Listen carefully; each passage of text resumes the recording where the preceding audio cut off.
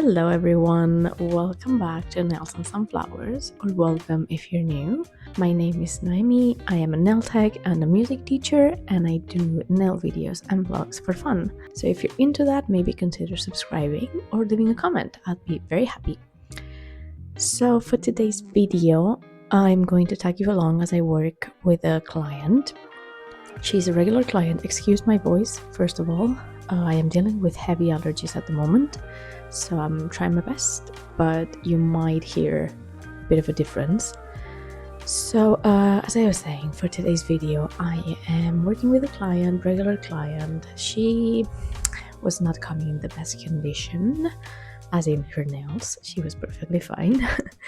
She made a mess. She ripped some off. She's having a lot of anxiety lately. She's dealing with some personal stuff, so it's tricky. I know. So we just try to fix it and deal with it. As you're gonna see, she has, I think, 3 or 4 of them that are very, very short because she ripped them off. But the rest of them are perfectly fine.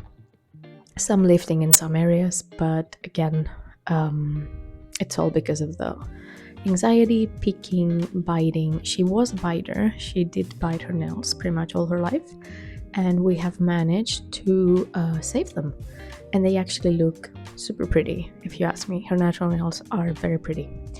So, she had, you may have seen from my last vlog, this cute set with a bit of everything. Minis of everything. Fruits and avocados and just very cute. Mushrooms as well, I think. We're removing that, which is a bit sad. But we are going to do some green marbling today. She is a green lover, and she found this tint base from Hey Love in my collection called Basil. Is that how you say it? Basil, I think so. Anyway, she loved it, so we did something around it. She didn't really have any idea of what to do. She just wanted something simple because she's going away for about a month and a half, so she's not going to come. I am scared of how the state of her nails are going to be when she comes back, but let's hope for the best. She's going on a solo trip, so hopefully anxiety will lower during that period instead of actually increasing, and it will help her a bit. Not just with her nails, but in her personal life. I'm rambling. We're removing everything with this Magic Bits Blue Abrasive Mark, 35 RPMs, and we're just going down up to the pre-base of rubber base that I always do, underneath the gel. Sorry. You are gonna see that my glasses and my fringe or my bangs wanted to make an appearance on this video today, apparently, and they are on frame sometimes. I'm very sorry. As I've said in the past, I don't have a monitor yet that I can actually check what I'm filming. I'm working on it, but yeah, I don't have one yet. So when I'm with clients, it's really hard for me to actually check what I'm filming. When I film myself, it's easier to actually check and double check before I take a shot. But yeah, here it's just a no-go. So in any case, this is a bit sped up now. You don't need to see the whole thing, I don't think. For me, removal is kind of the most boring part, really. I don't mind, but removal and filing actually might be the most boring part for me. Let me know which one it is for you as a nail tech or a client or a viewer of nail content. I don't know.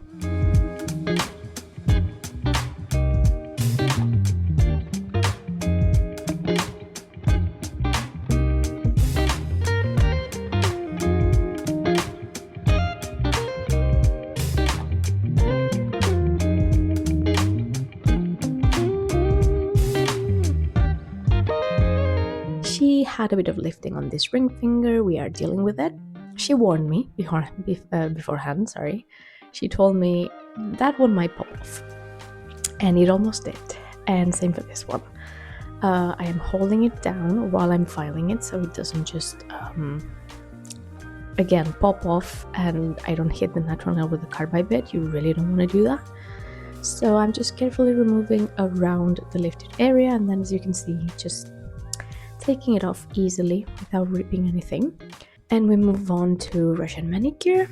I am hearing a lot of controversy about Russian manicures lately and about cutting cuticles and all of this. I think we've been through it enough on this channel, but if you want to let me know your opinion in the comments, I would be really interested in that. I'm really curious as to how people see this and how you actually view this as a viewer, obviously, but also as a client or another nail tag that you maybe don't do this technique, or just your opinion. I'm really into it, as in I really like to chat about it and discuss about it. I find it interesting to know other people's view on this, because I have a very firm one. I've been trained in Russian manicure for 5 years now, and I really want to know. I find it healthy to sometimes to talk about these things, obviously with respect always. In any case, I am working with a flame bit, as you've seen me do a lot of times. Red and blue abrasive mark on forward, 15 RPMs going on the left side wall and opening up the pores of the nail where they need to be open, where there's natural nail, and then switching to reverse and doing the same on the other side on both hands.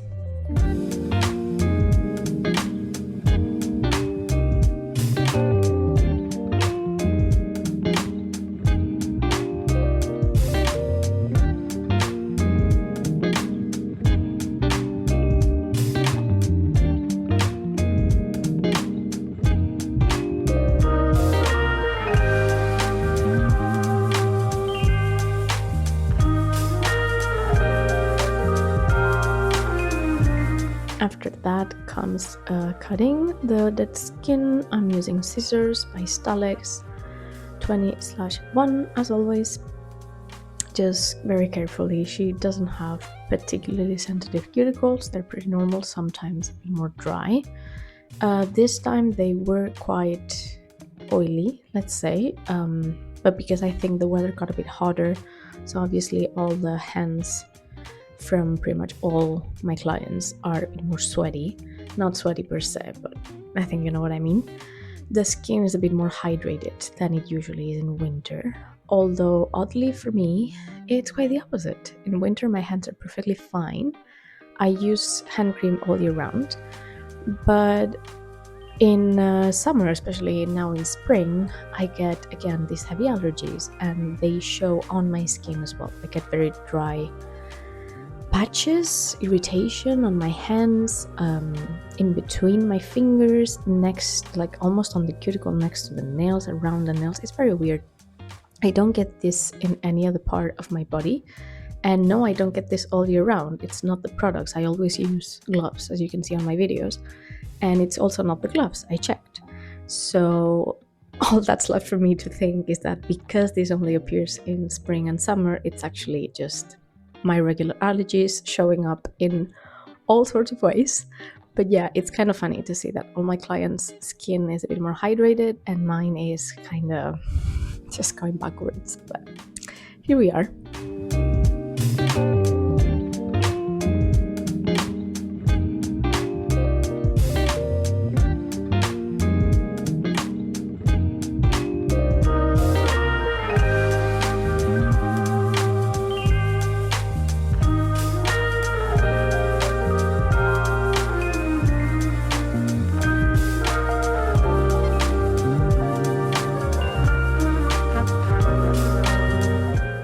Once all of that is done on both hands, I'm moving on to polishing the cut. Very, very, very important step. If you saw my last video, you'll know what I'm talking about. It's just really important. Check that out if you want to see the actual result of not polishing the cut. All these people that are just cutting and then just not caring about it. No, don't do that, please. So I'm polishing first with the flame bed and then with the silicone bit, both at 7,000 RPMs.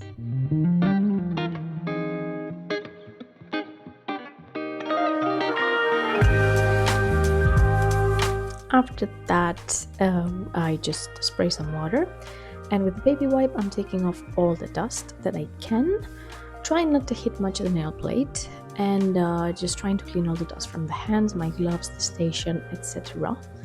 And after that, we move on with some cleanser from Nails of the Day I'm using and loving.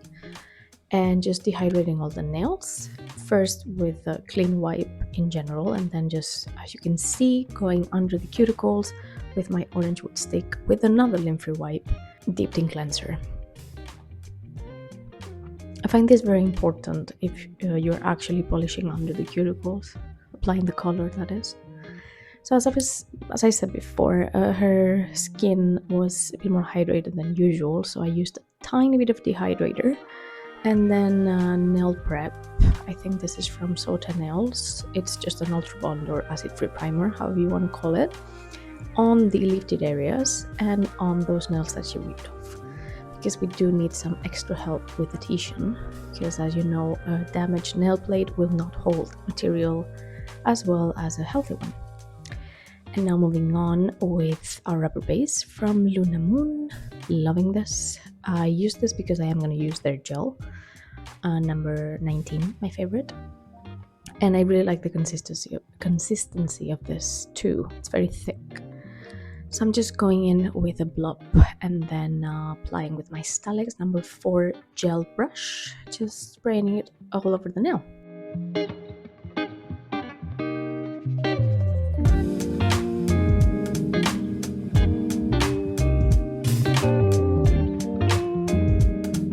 Once that's cured, I remove the inhibition layer because I don't like working on top of it.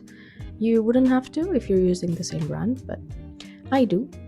And with the same gel, because it's thick enough, I am just trying to recreate a little bit of a free edge on that very, very short nail that she ripped off and completely destroyed pretty much. While that's curing or flash curing, more like for 30 seconds. I can't talk today. I'm working on the other hand, then as you can see I move on and just keep applying until I'm happy with the product. And then I'm gonna do the normal overlay on top of that nail, as if that free edge that I created was there all along. You can also do this with jelly gel if you prefer. It's a bit more solid. And now for filing, taking off the, again, inhibition layer, because I don't want that to get on my file. And I start off, as always, with the shaping of the free edge, the side walls, make sure not to overfile, and then just making sure that, again, the side walls are not thick. They don't have too much material. And as always, trying to make ring finger and index finger the same length, middle finger 1 millimeter longer, pinky 1 millimeter shorter, and the thumb 2 milliliters. Oh my god, millimeters longer. What's wrong with me? And after that, we move on with this tiny green carbide bit at 20,000 RPMs under the nails to remove the natural nail, especially at the tip, because we don't want lifting there. And on the side walls underneath, let's say. Careful with that, you don't want to overfile them again, but you do want to take the natural nail off, otherwise it's gonna curl in, and lift from the gel. And now taking off all the dust again with water and a wavy wipe, and then some lint-free wipe with alcohol only. And as I said, this is Hey Love Tint Base in Basil. So pretty, I love it. So many clients have asked me for it, even the always red kind of clients have leaned toward this lately, so yeah, this is very pretty. And this time she did not want design on every nail. She told me she just wanted all of them to be the same, but on the ring finger I encouraged her to get a little something, and she was very happy with that. Just with some blooming gel, applying a thin layer, then grabbing some of the base, doing lines however I want, and then with some gel paint so it doesn't bloom as much, I'm going inside of those green lines that I did to create the marble effect. And after some top coat, we move on to the finish filing or final filing, checking that the shape has not been changed with all the product application and that the side walls are fine and product free, and checking also if I would need to go under the nails again, which is not the case. So you can see today's video was shorter and very simple, but I just thought this looked so cute that it was a pity not to upload them. So for a very simple marble green spring nails, there you go.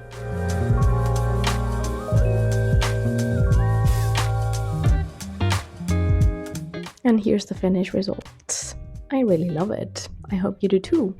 And I will see you very soon for the next one. Bye!